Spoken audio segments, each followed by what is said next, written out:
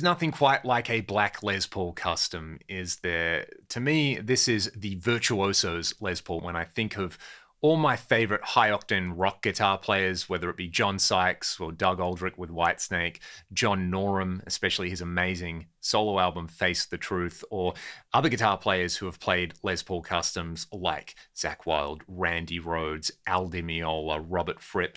There's just something about this design that is particularly timeless. This particular guitar that I've just bought, I actually bought off a friend of mine. Shout out to Kush at Kush Mix Sounds for selling me this. Kush has been using this 1990 Les Paul custom live for probably the last 10 years with his Creedence tribute. And he bought another one that's slightly lighter than this. And I mean, I can understand why he wanted something slightly lighter than this, because this weighs very close to 11 pounds. It's like the definition of a Les Paul for people who like to complain about Les Pauls. It is heavy. It's got quite a bit of wear on it. I guess you'd consider this player grade. There's some really nice checking on the headstock, but it plays great and it sounds pretty amazing. I'm going to give you a bunch of clips with this guitar on its own, and I'll also compare it to a couple of my other Les Pauls, as well as my main black PRS SC245. This one has had the original electronics removed. It's got replacement CTS pots. I believe these are burst buckers in here at the moment. There's some Grovers on here.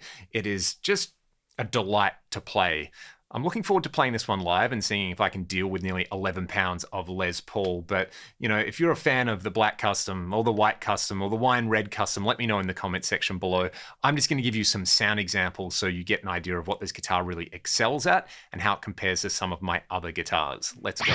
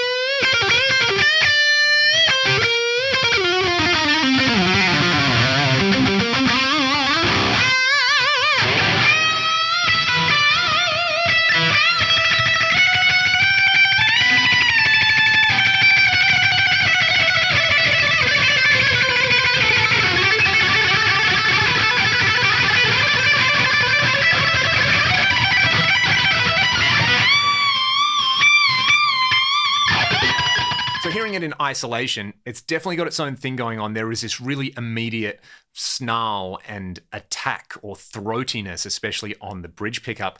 I obviously love this with high gain, which is where I spend a lot of my time operating the guitar. But those kind of lower gain crunchy sounds I think sound particularly good on that bridge pickup. And the neck pickup I think is a great Les Paul neck pickup. It's not too flubby or anything like that. It sounds great clean. It sounds great, absolutely ripping on it. And, you know, again, for me, being influenced by the players that I listed at the start of the video, this just works. I'll very quickly give you a comparison in a mix with some drums and bass. This is the main riff from the Ragdoll song, Follow the Leader. I'll just let you quickly hear it with my black SC245, and then with this. You might have to listen to it a few times. There are definitely some differences in there, but I'm actually pretty stoked with the fact they kind of occupy similar sonic territory.